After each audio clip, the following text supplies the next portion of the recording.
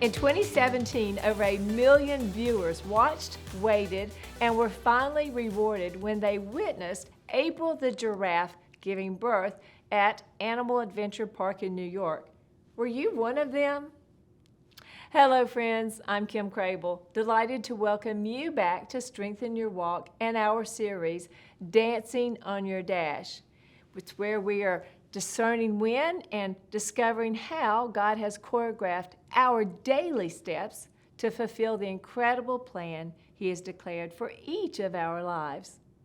Because of April, the giraffe, a lot of people now know what a giraffe's birth looks like. Lesser known, though, is what happens just after the birth. The newborn begins its life with a 6 to 8 foot fall from its mother to the ground. Then, as if to add insult to injury, the mom gives the baby a swift kick, hard enough to send the little guy flying. The stunned newborn wobbles to its feet and invariably falls, and believe it or not, its mother kicks it again. This process is repeated until the young calf is not only standing strong on his own, but also able to fall and get up quickly. Now, our first instinct may be to call the giraffe's social services and have mom hauled away, right? Well, that's the way I felt until we understand that the mother giraffe is doing exactly what she needs to do for her baby, protecting him. You see, predators love a helpless newborn, and the sooner he learns to get up and run, the longer his life will be. Now, how many times have you found yourself minding your own business, dancing as well as you can, only to be tripped, to fall, and then to maybe be kicked around, either verbally or emotionally while you were down, and sadly, maybe by people who were supposed to love you?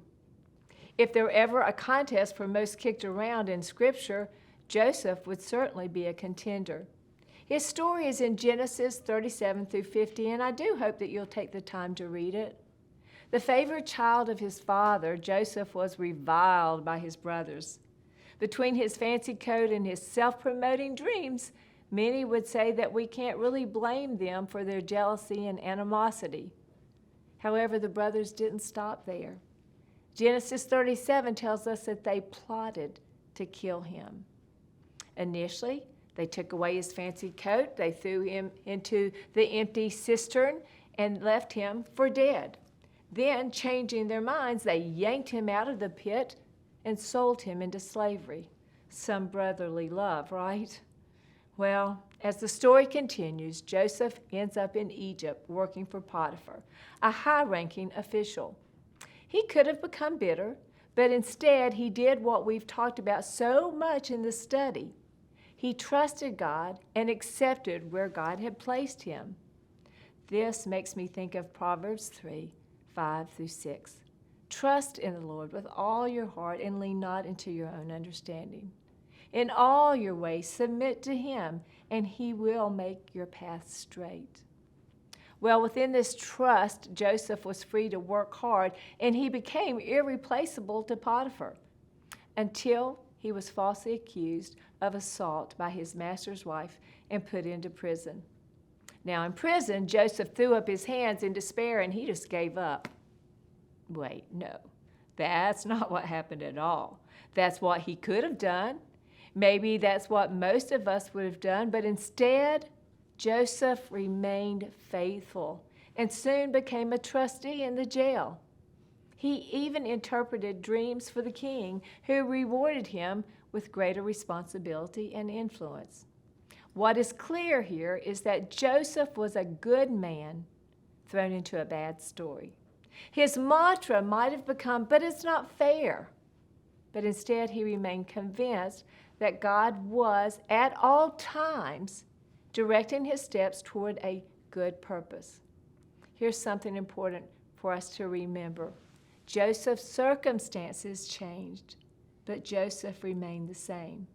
No matter where he was, from the pit to the prison and eventually the palace, Joseph remained undaunted and faithful, committed and steadfast. Years later, when his brothers re-entered the story, desperate for Joseph's help, he told them, "As for you, you meant to harm me, but God intended it for a good purpose so that he could preserve the lives of many people, as you can see this day." When we refuse to dwell in life's pits, choosing instead to trust God and keep dancing, we are placing ourselves in a position to reach our greatest potential and purpose in this life. And that is using our God story for the saving of others. My dear friend, keep your head up. God has promised that he is working all things for your good. Let what seems to be knocking you down cause you to jump up faster and be stronger. And remember, if what's happening on your dash today is not good, then God is not finished with your dance. I'll see you next time, right here on Strengthen Your Walk. And remember, you can continue to strengthen your walk by saying yes to the one who invites you to the dance.